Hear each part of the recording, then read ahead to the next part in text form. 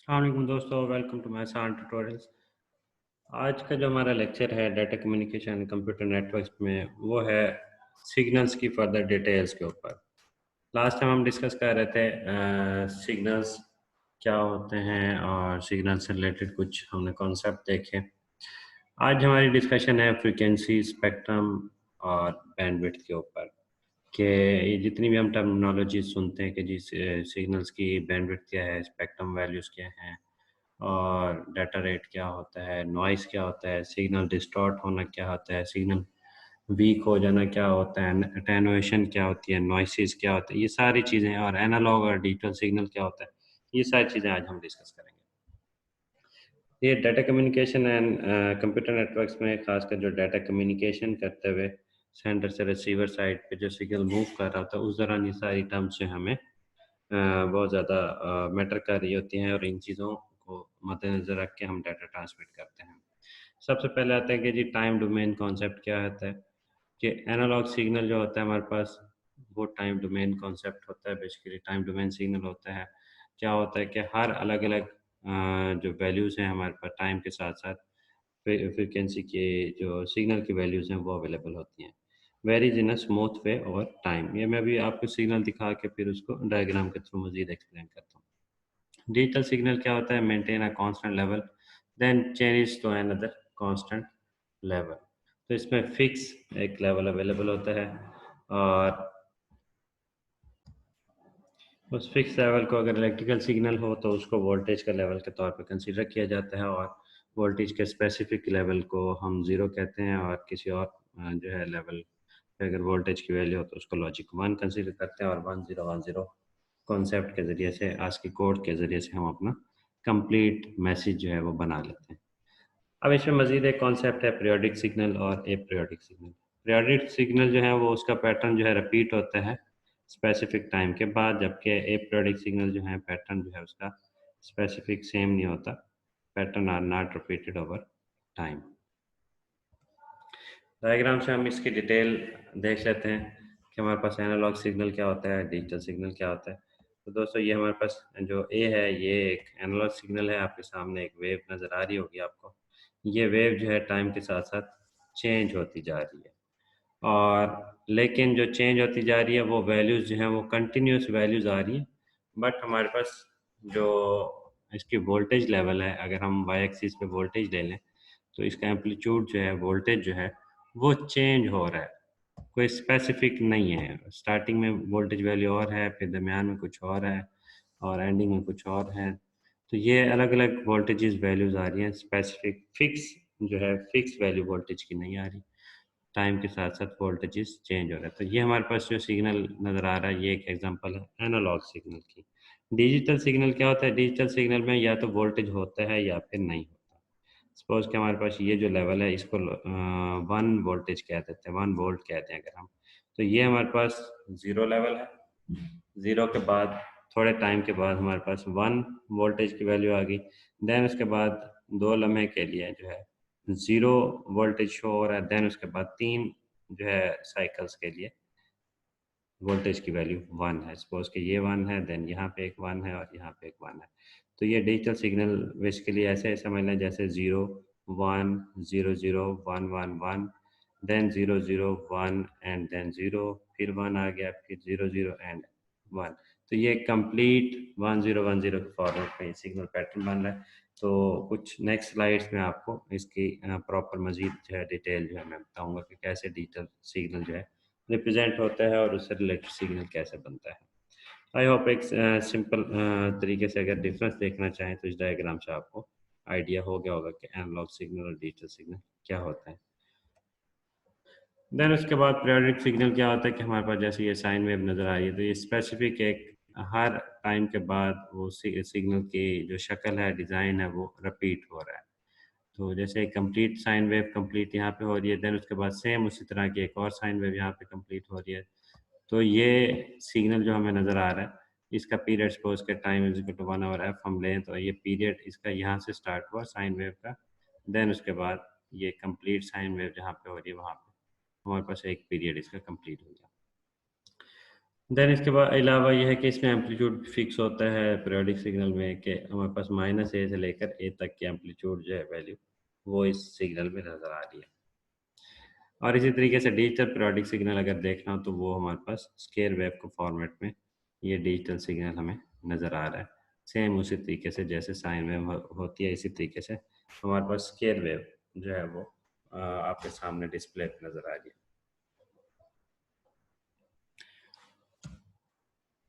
अब sine wave हमारे पास क्या होती है, इसको नॉर्मली जो है एनालॉग सिग्नल को डिस्प्ले करने के लिए यूज़ करते हैं या डिफरेंट जो है सिग्नल्स की रिप्रेजेंटेशन के लिए भी यूज़ किया जाता है।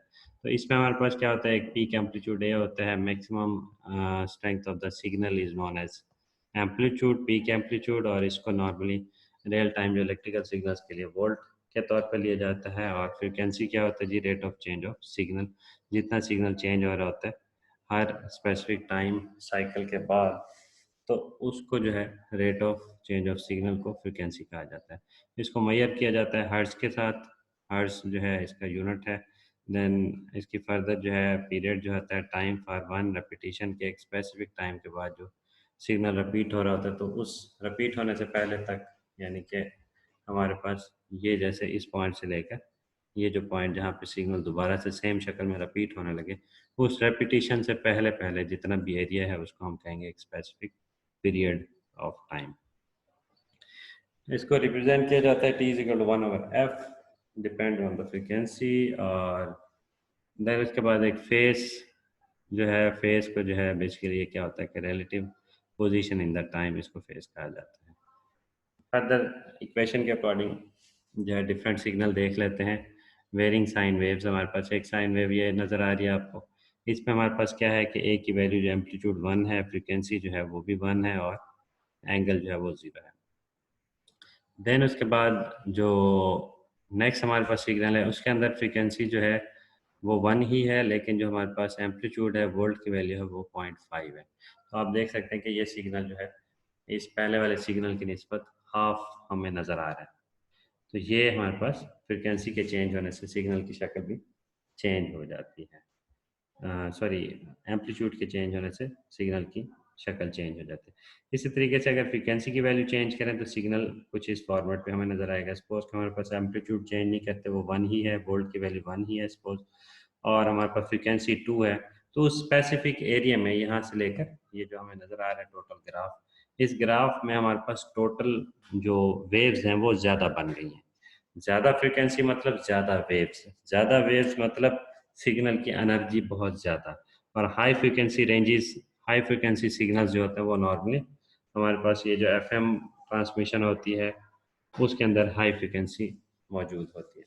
या फिर उससे भी ज़्यादा अगर आप देखना चाहें तो हमारे पास जो वेव्स या स्पेक्ट्रम की डिटेल डिस्कशन हमने लास्ट टाइम लेक्चर्स वगैरह में की थी, ट्रांसमिशन मीडिया के हवाले से और स्पेक्ट्रम के हवाले से कोई डिस्कशन की थी, उसमें हमने देखा था हाई फ्रिक्वेंसीज में क्या क्या चीज़ें होती हैं।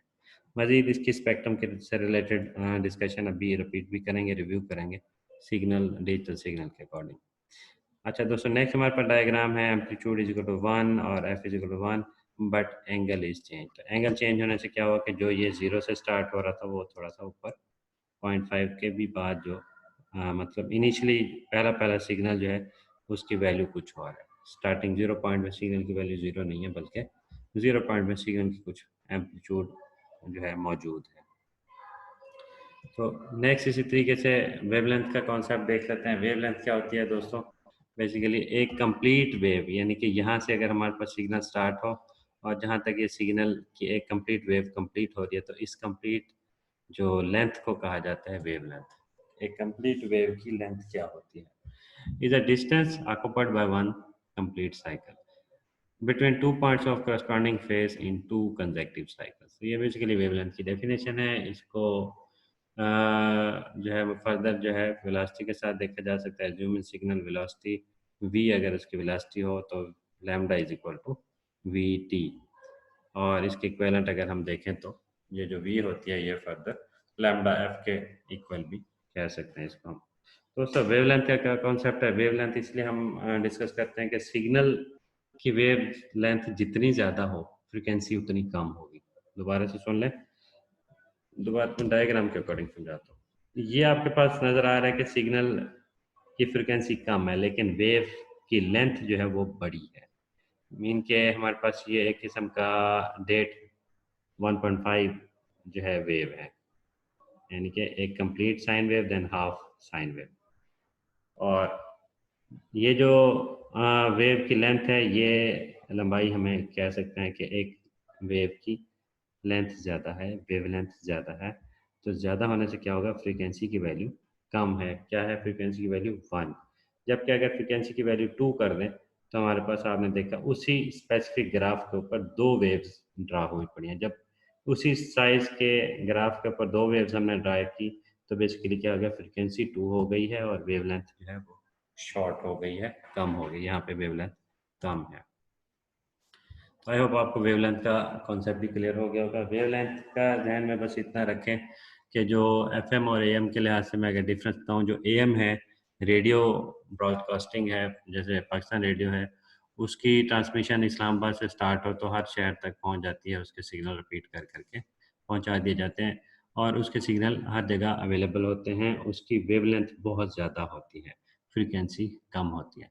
जबकि जो फ्रीक्वेंसी एफएम है, हमारे पास एफएम की फ्रीक्वेंसी ज़्यादा होती है और वेवलेंथ शॉर्ट होती है। और एफएम जो है वो एक स्पेसिफिक सिटी एरिया तक सुना जा सकता है। जब आप एक सिटी एरिया से दूसरे सिटी तक मूव करें तो आपको उस स्पेसिफिक सिटी का जो सिग्नल है एफएम का, वो जो है रिसीव नहीं हो सकता। जैसे अक्सर हम ट्रैवलिंग में जा रहे हो, कोई गाड़ी में जा रहे हो, वहाँ पे एफएम सुनते जा रहे हो, तो जब शहर से बाहर निकलने लगते हैं तो एफएम जो है वो डिस्कनेक्ट हो जाता है। और मज़ीद इतना मैं आपको आइडिया दूँ कि जो ज़्यादा लंबी वेवलेंथ होती है वो आपके पास दरमियान में कोई भी बिल्डिंग्स और माउंटेन्स, हिल्स वगैरह जितने भी दरमियान में आते हैं, उसको आसानी से क्रॉस कर लेती है, उसके इर्द गिर्द मूव करके सिग्नल ट्रांसमिट हो जाता है, इलेक्ट्रोमैग्नेटिक वेव्स जो हैं। जबकि जो एफएम सिग्नल या हाई फ्रिक्वेंसी सिग्नल्स होते हैं जिनकी वेवलेंथ शॉर्ट होती है, छोटी वेवलेंथ होती है, वो किसी भी बिल्डिंग से स्ट्राइक करके सिग्नल जो है डिस्टॉर्ट हो जाता है। Signals are made up of many frequencies. Component are sine waves. Like Fourier analysis can be shown then that any signal is made up of component sine waves. Can plot frequency domain functions. और frequency domain basically क्या concept है, अभी जो हमने signal देखा था वो time domain के अकॉर्डिंग टाइम के लिहाज से हम देख रहे थे। नेक्स्ट जो है वो उसी सिग्नल को अगर हम फ्रिक्वेंसी के अकॉर्डिंग देखना चाहें तो कैसे देख सकते हैं। क्या आप जो एक्स एक्सिस साइड पे टाइम की बजाय फ्रिक्वेंसी को ले लें तो हमारे पास वो फ्रिक्वेंसी डोमेन सिग्नल बन जाएगा। खैर, एडिशन और फ्रिक्वेंसी, अगर सपोज हमारे पास ये दो सिग्नल है, इसको एडिशन करना चाहें तो इसको एडिशन करने का तरीका ये है कि पहला सिग्नल और दूसरा सिग्नल, ये दोनों अलग अलग फ्रिक्वेंसीज वाले सिग्नल्स हैं, इनको हम ऐड करें तो एक थर्ड सिग्नल जो बनेगा वो इस तरह का बन जाएगा जो कि आपको नज़र आ रहा है। तो ये फ्रीक्वेंसी डोमेन के हवाले से रिप्रेजेंटेशन हम देख लेते हैं कि जिस पोज के हमारे पास 1f वैल्यू वाली जितनी भी फ्रीक्वेंसीज हैं वो इस स्पेसिफिक पॉइंट पे अवेलेबल होंगी। जो 2f वाली फ्रीक्वेंसीज हैं वो यहाँ पे अवेलेबल नहीं है, तो यहाँ इस पॉइंट पे कोई फ्रीक्वेंसी नहीं ड्रा की हुई। और देन उसके बाद हमारे पास 3f जो फ्रीक्वेंसीज वाले सिग्नल हैं तो वो यहाँ पे अवेलेबल आपको नज़र आ रहे हैं। इसी तरीके से इसको रिप्रेजेंट करना चाहें एनालॉग फॉर्मेट में तो ये आप देख सकते हैं। तो दोस्तों, आई होप आपको जो है फ्रीक्वेंसी डोमेन के अकॉर्डिंग रिप्रेजेंटेशन का भी आइडिया हो गया। फ्रीक्वेंसी डोमेन में क्या होता है कि टाइम की बजाय हम फ्रीक्वेंसी को एक्स एक्सिस पे रखते हैं और उसके अकॉर्डिंग जो है सिग्नल्स को रिप्रेजेंट कर देते हैं कि कितने जो है वन फ्रीक्वेंसी वाले सिग्नल यहाँ पे अवेलेबल हैं इस पूरे कंप्लीट सिनेरियो में, और थ्री फ्रीक्वेंसी वाले सिग्नल कितने इसमें अवेलेबल हैं। अब आते हैं हम डिस्कशन जो है स्पेक्ट्रम और बैंडविड्थ के हवाले से कर लेते हैं। तो अक्सर हम सुनते हैं जी बैंडविड्थ जो है 4G टेक्नोलॉजी की और है, 3G टेक्नोलॉजी की और है, और 5G टेक्नोलॉजी जो है उसकी बैंडविड्थ और है। ये बैंडविड्थ क्या होता है, ये कॉन्सेप्ट थोड़ा सा डिस्कस कर लेते हैं। स्पेक्ट्रम बेसिकली क्या होता है जी, range of frequencies content in a signal. Last जो ट्रांसमिशन स्पेक्ट्रम और ट्रांसमिशन मीडिया वाले लेक्चर्स में हमने डिस्कस किया था स्पेक्ट्रम क्या होता है, उसमें डिफरेंट फ्रिक्वेंसी रेंजेस और उसकी एग्जांपल्स भी हमने देखी थी। नेक्स्ट हमारे पास एब्सोल्यूट बैंडविड्थ के हवाले से कि विड्थ ऑफ स्पेक्ट्रम जो है वो फिक्स होता है एब्सोल्यूट बैंडविड्थ में।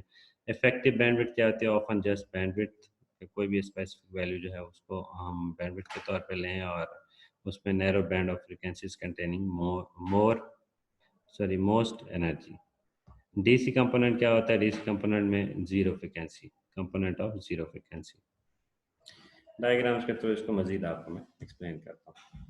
तो ये कुछ इस तरह की डायग्राम जो है लास्ट लेक्चर्स में मैंने डिस्कस की थी कि अलग अलग फ्रिक्वेंसी वैल्यूज़ होती हैं। VLF very low frequency signal, then low frequency signal, medium frequency signals, और इस तरीके से हाई, वेरी हाई और अल्ट्रा हाई, और इस तरीके से डिफरेंट फ्रिक्वेंसी वैल्यूज़ हैं। क्या क्या वैल्यूज़ हैं? मीन के शुरू में सिर्फ हर्ट्ज़ वैल्यूज़ होंगी, फिर उसके बाद 100 किलो हर्ट्ज़ से ज़्यादा वाली फ्रिक्वेंसीज़ को हम लो फ्रिक्वेंसी और मीडियम के दरमियान में लेते हैं। देन 1 मेगा हर्ट्ज़ फ्रिक्वेंसीज़ से 10 मेगाहर्ट्ज़ तक वाले जो होते हैं वो मीडियम से ज़्यादा और हाई फ्रिक्वेंसी से कम, इस रेंज में हमारे पास आ जाता है। और इसी तरीके से हमारे पास गीगाहर्ट्ज़ और इससे भी ज़्यादा जो हाई वैल्यूज़ जो फ्रिक्वेंसीज़ की होती हैं वो हमारे पास अलग एक बैंडविड्थ रेंज में स्पेक्ट्रम में आते हैं। तो दोस्तों नेक्स्ट डाटा रेट और बैंडविड्थ के बारे से डिस्कस कर लेते हैं। डाटा रेट क्या होता है? जितनी ज़्यादा बैंडविड्थ होगी डाटा रेट उतना ज़्यादा होगा।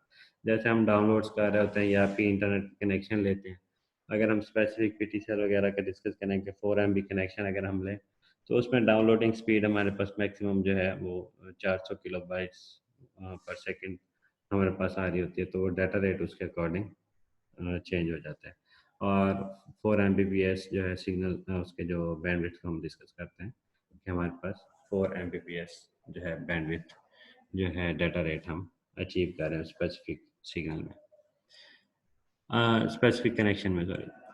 इसी तरीके से फर्दर इसके डिटेल में डिस्कस कर लेता हूँ। Any transmission system has a limited band of frequencies. अब जैसे हमारे पास 3G सिग्नल है, 3G सिग्नल में जो आपको बैंड मिला होता है उस बैंड पे आप हाई फ्रिक्वेंसी सिग्नल्स या फिर कह लें कि वीडियो कॉल्स वगैरह आसानी से नहीं कर पा रहा होता है, और ट्रांसमिशन आपका स्पेसिफिक एक सिग्नल बैंड होता है उसमें कर सकते हैं। या जैसे FM या AM होता है, FM या AM के ज़रिए या FM पे कभी भी हम वीडियो सिग्नल नहीं देख रहे होते, क्योंकि FM पे सिर्फ ऑडियो सिग्नल ट्रांसमिट होता है और उसकी जो बैंडविड्थ होती है वो लो फ्रिक्वेंसी रेंजेस, एक स्पेसिफिक जो है फ्रिक्वेंसी की वैल्यूज़ वो FM वालों को एलोकेट की हुई होती है। वो स्पेसिफिक लिमिटेड बैंड जो FM वालों को एलोकेट किया होता है उसको हम कहेंगे कि वो FM बैंड जो है बेसिकली होता है, जिसमें हम सिर्फ ऑडियो सिग्नल रिसीव कर रहे होते हैं। इसी तरीके से जो टीवी केबल पे हम बैंड्स देखते हैं वो बैंड या फ्रीक्वेंसी रेंजेस, एक और रेंजेस होती हैं मेगाहर्ट्ज़ फ्रीक्वेंसी रेंजेस होती है। उस स्पेसिफिक रेंजेस में हम जो टीवी चैनल्स वगैरह ट्यून करते हैं और देख सकते हैं। There is a direct relationship between data rate and bandwidth. The higher the data rate of signal, the greater is its required effective bandwidth. तो जितना ज़्यादा आप डाटा रेट लेना चाहेंगे बैंडविड्थ भी आपको उतनी ज़्यादा लेनी पड़ेगी। बैंड बेसिकली क्या है? जैसे ये सपोज के स्पेक्ट्रम है, ये सपोज कर लें कि ये कंप्लीट बैंड है, ये पहले पॉइंट से लेकर आखिरी पॉइंट तक एक कंप्लीट बैंड है। इसमें तो थोड़े थोड़े पोर्ट्स जो पार्ट्स हैं, पोर्शंस हैं, वो एलोकेट किए जाते हैं स्पेसिफिक कम्युनिकेशन के लिए। जितना आपके पास पार्ट ज़्यादा होगा, जितना एरिया ज़्यादा हो गया, इस स्पेक्ट्रम का एरिया जितना ज़्यादा होगा, उतना समझ लें कि आपके पास बैंडविड्थ ज़्यादा है। अब उस बैंडविड्थ के ज़्यादा होने में फिर फर्दर ये भी है कि हमारे पास फ्रीक्वेंसी रेंजेस कौन-कौन सी हमें दी जाती हैं। सपोज़ कि हमारे पास 10 मेगाहर्ट्ज़ से 100 मेगाहर्ट्ज़ वाला एरिया जो है दिया जाए, पोर्शन दिया जाए बैंड का, तो फिर हमारे पास कम्युनिकेशन वहाँ पे हम अच्छे-अच्छे चैनल्स वगैरह जो है वो कम्युनिकेशन के लिए सेंड कर सकते हैं, ट्रांसमिट कर सकते हैं। तो दोस्तों इन सारी जो डिस्कशन है इनको प्रैक्टिकली आप अपने एफएम की फ्रीक्वेंसी रेंज देखें, आप अपने वाईफाई सिग्नल या डिवाइस के बैकएंड की फ्रीक्वेंसी रेंज जो है वहाँ लिखी होती है 2.4 गीगाहर्ट्ज़, उसको देखें। फिर उसके बाद टीवी चैनल को अभी जाके ट्यून करें, करते हुए आप अपना फ्रीक्वेंसी। इंटरनेट डिस्कनेक्ट होने की वजह से रिकॉर्डिंग पाज हो गई थी। दोबारा से मैं बता देता हूँ कि आप अभी जो है अपना एफएम की सेटिंग में जाके देख लें कि एफएम की फ्रीक्वेंसी रेंज क्या है, किस फ्रीक्वेंसी वैल्यू पे मेगाहर्ट्ज़ पे जो है वो एफएम जो है कॉन्फ़िगर होता है। एफएम के सिग्नल कैच होते हैं 105 में, जो 105 है या एफएम 99 है, उनकी फ्रीक्वेंसीज 99 है, 105 फ्रीक्वेंसी है। इसी तरीके से जो आप अपना टेलीविज़न जो है अपने एलसीडी एलईडी पे टीवी चैनल पे जाके टीवी की कॉन्फ़िगरेशन करें, ट्यूनिंग करें और उस ट्यूनिंग में देखें कि कौन-कौन सा चैनल किस फ्रीक्वेंसी रेंज में अवेलेबल है।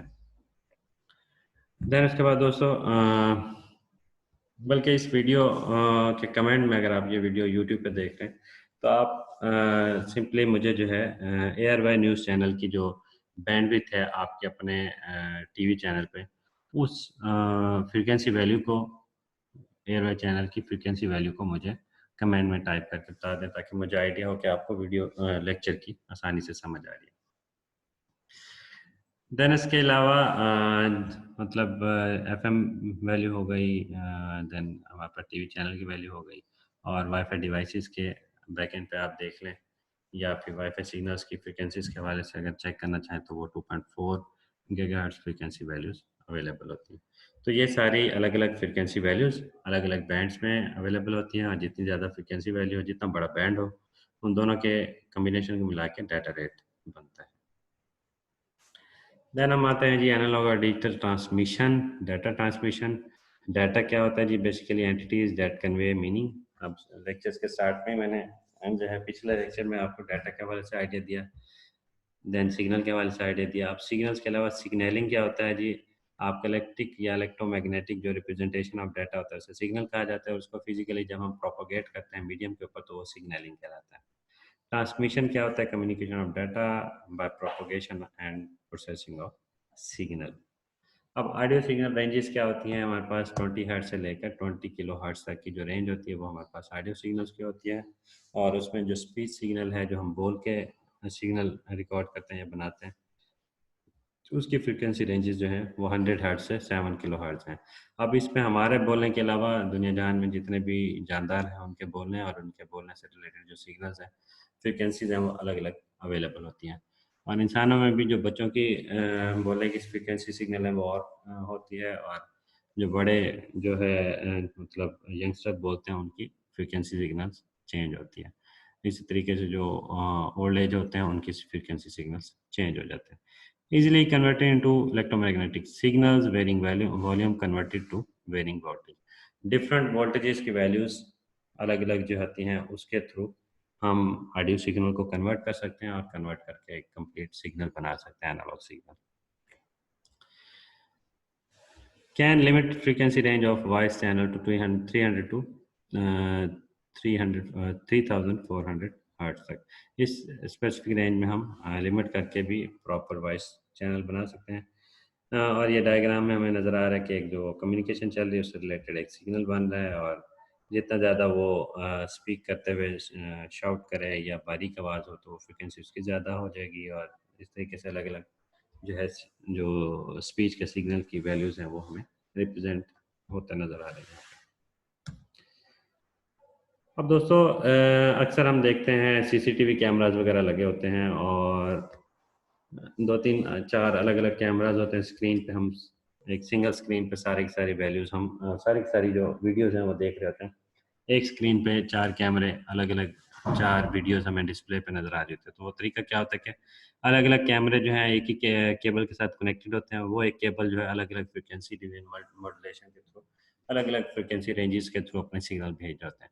जो पहली फ्रिक्वेंसी है सपोज उस पर पहला कैमरा सिग्नल भेज रहा है, देन उसके बाद जो दूसरी फ्रिक्वेंसी है उस पर दूसरा कैमरा भेज रहा है। इस तरीके से तीसरी और चौथी जो फ्रिक्वेंसी वैल्यूज़ हैं अलग अलग उस पर तीसरा और चौथा कैमरा जो है वो अपनी फुटेज वगैरह भेज रहा है और वो सारे के सारे सिग्नल जो है मल्टीप्लेक्स्ड होकर हमारे पास रिसीवर साइड पे रिसीव हो रहे होते हैं और वो रिसीव होने के बाद हम उसको स्क्रीन पे अलग अलग डिस्प्ले कर रहे होते हैं। अलग अलग फ्रिक्वेंसी रेंजेस के थ्रू उसको डिस्प्ले करके हम देख रहे होते हैं। Four cameras deployed at 3,000 foot interval are hubbed at a convenient location. Their video signals are multiplexed onto a single coaxial cable. दोस्तों जैसे मैंने पहले ट्रांसमिशन मीडिया की डिस्कशन करते हुए बताया था कि कोएक्सल केबल जो है उसको हम जो सीसीटीवी कैमरास वगैरह उसके लिए भी यूज़ कर सकते हैं फॉर ट्रांसमिशन टू टीएमसी उसकी प्रॉपर जो है डिस्प्ले तक की जो ट्रांसमिशन है उसको कोएक्सियल केबल के थ्रू मल्टीप्लेक्स करके सिग्नल को ट्रांसमिट किया जाता है और फिर रिसीव किया जाता है। डिजिटल डाटा के हवाले से जैसे मैंने बताया कि मज़ीद आपको डिटेल बताऊँगा कि as a generated by computer has to DC component या ज़ीरो होता है या वन होता है। Bandwidth depends on the data rate. अब हमारे पास सपोज कि ये इसको सिग्नल स्पेसिफिक हमारे पास आ रहा है, उसमें से कोई ये जैसे लोअर पार्ट है इसको हम 1 1 यहाँ पे कंसीडर कर रहे हैं और जो अपर पार्ट है उसको 0 कंसीडर कर रहे हैं। तो दोस्तों ये अपर पार्ट यानी कि +5 वोल्टेज को हम लॉजिक 0 कह दें और -5 वोल्टेज को हम लॉजिक 1 कह दें। ये हमारी अपनी इनकोडिंग टेक्निक्स पे डिपेंड करता है कि आप जो भी इनकोडिंग टेक्निक्स रखना चाहें वो रख सकते हैं, और स्पेसिफिक इंटरवल या वैल्यू को जो है हम 0 या 1 कह सकते हैं और उस तरीके से हम सिग्नल को ट्रांसमिट कर देते हैं। एनालॉग सिग्नल क्या होता है? सपोज के जैसे हमारे पास एनालॉग डाटा, हमारे पास वॉइस, साउंड वेव्स वगैरह हम पीटीसीएल सेट या कोई भी टेलीफोन सेट के ज़रिए से हम कम्युनिकेट कर रहे थे, तो एक तरफ से एनालॉग सिग्नल आता है, दूसरी तरफ से भी एनालॉग सिग्नल जो है ट्रांसमिट हो रहा होता है। डिजिटल डाटा क्या होता है? हमारे पास बाइनरी वोल्टेजेस, पल्सेस होती हैं, अलग अलग वैल्यूज होती हैं, मोडेम जो हमारी लगी होती है कंप्यूटर लैपटॉप वगैरह के अंदर, तो हमारे पास डिजिटल सिग्नल लेता है और फिर उसको फर्दर एनालॉग सिग्नल में कन्वर्ट करके उसको जो फिजिकल मीडियम, फिजिकल लेयर पे जो है मीडियम वगैरह पे ट्रांसमिट कर देती है। इस तरीके से एनालॉग सिग्नल को डिजिटल कन्वर्टर डिवाइस कन्वर्ट करके उसको फर्दर डिजिटल में कन्वर्ट कर देते हैं, जो सिग्नल बना देती है उसको डिजिटल सिग्नल को 1010 फॉर्मेट में कन्वर्ट करके प्रॉपर उसका मैसेज हम रिसीव कर सकते हैं। और इसी तरीके से एक और जो है डिजिटल डाटा से डिजिटल फर्दर डिजिटल ट्रांसमीटर है, डिजिटल रिसीवर है, उस तरीके से भी डिवाइसेस होते हैं। जैसे हमारे पास रिपीटर, स्विच हब, राउटर वगैरह, ये एज इट इज जो सिग्नल लेते हैं उसी को रिपीट कर देते हैं। अगर डिजिटल सिग्नल हो तो डिजिटल सिग्नल लेकर डिजिटल सिग्नल रिपीट हो जाता है। एडवांटेज क्या है जी डिजिटल सिग्नल का? ये चीपर है, लेस ससेप्टेबल टू नॉइस है, उसके बाद बट ग्रेटर एटेन्यूएशन। ये नॉइस क्या है, एटेन्यूएशन क्या है, नेक्स्ट स्लाइड में बताता हूँ। डिजिटल नाउ प्रेफर्ड चॉइस हमारे पास है जी। उसके बाद ये हमारे पास डिफरेंट वोल्टेजेस वैल्यूज पे ये डिजिटल सिग्नल ट्रांसमिट हो रहा है। अगर वोल्टेजेस थोड़ा से कम ज़्यादा होने लग जाए तो ये डिजिटल सिग्नल जो हमारा स्केयर वेव की शक्ल है वो थोड़ी सी चेंज भी हो जाती है। तो इसको क्लिपर, क्लैम्पर, ये कॉन्सेप्ट वगैरह इलेक्ट्रॉनिक्स वगैरह में पढ़ाया जाता है, उसके ज़रिए से सिग्नल्स को इम्प्रूव किया जाता है। और हमारे पास जो अक्सर आपने देखा हो घरों में यूपीएस लगे होते हैं, उस यूपीएस पे जब लाइट जाने के बाद आपकी इलेक्ट्रिसिटी जो है यूपीएस पे शिफ्ट होती है, तो हमारे जो फ़ैन हैं उनकी आवाज़ चेंज हो जाती है। तो उसकी वजह क्या होती है कि उसके बैक एंड पे एग्जैक्ट जो स्केयर वेव की बजाय स्केयर वेव थोड़ी सी चेंज होके रिसीव हो रही होती है, और सिग्नल प्रॉपर रिसीव होने की बजाय, करंट प्रॉपर रिसीव होने की बजाय थोड़ा सा डिस्टॉर्टेड किस्म का करंट होता है वो रिसीव हो रहा होता है, उसकी वजह से हमारे फैन की आवाज़ चेंज हो जाती है। ट्रांसमिशन इम्पेयरमेंट्स क्या होते हैं? सिग्नल रिसीव्ड में differ from the signal transmitted. जितना ट्रांसमिट किया गया था, जिस शक्ल का ट्रांसमिट किया गया था, ये सपोज इस तरह का सिग्नल ट्रांसमिट किया गया था, रिसीवर साइड पर सिग्नल की शक्ल चेंज होगी, इस चीज़ को कहते हैं इम्पेयरमेंट्स। एनालॉग जो सिग्नल में डिग्रेडेशन ऑफ सिग्नल क्वालिटी हो जाती है, डिजिटल में हमारे पास एक सिंगल बिट भी चेंज हो जाता है, हमारे पास सिग्नल जो है डिस्टर्ब हो जाते हैं। Most significant impairments are attenuation and attenuation distortion, delay, distortion, noise. ये हमारे पास जो इम्पेयरमेंट्स की एग्जांपल्स है। ये क्या होती है? अटेन्यूएशन क्या होता है कि हमारे पास सिग्नल्स की जो स्ट्रेंथ है वो कम हो जाए, ओरिजिनल सिग्नल की स्ट्रेंथ और रिसीवर साइड पे सिग्नल की स्ट्रेंथ कम हो जाए, थोड़े डिस्टेंस पे कवर करने के बाद जो जिस सिग्नल की स्ट्रेंथ कम हो जाए तो इसे कहते हैं हम अटेन्यूएशन हो गई है। Depends on the medium. तो नेक्स्ट, डिले डिस्टॉर्शन क्या होता है कि हमारे पास only occurs in guided media, जैसे केबल्स वगैरह पे डाटा ट्रांसमिट करते हैं, तो उसमें क्या होता है कि हमारे पास वेलोसिटी थोड़ी सी वेरीज हो जाए, फ्रीक्वेंसी की वैल्यू चेंज हो जाए, या फिर कुछ थोड़ा सा डिले आ जाए, उससे क्या होगा कि हमारे पास सिग्नल डिले डिस्टॉर्शन अकर हो जाती है। मतलब different frequency component arrive at different types, और उस टाइम में थोड़ा सा भी डिले आ जाए तो इशू हो जाता है। नॉइस क्या होता है जी? नॉइस हमारे पास एडिशनल सिग्नल है, ओरिजिनल सिग्नल के साथ थोड़ा सा और सिग्नल मिक्स हो जाए थर्मल हीट की वजह से, या कोई और नॉइस के इश्यूज होते हैं उसकी वजह से।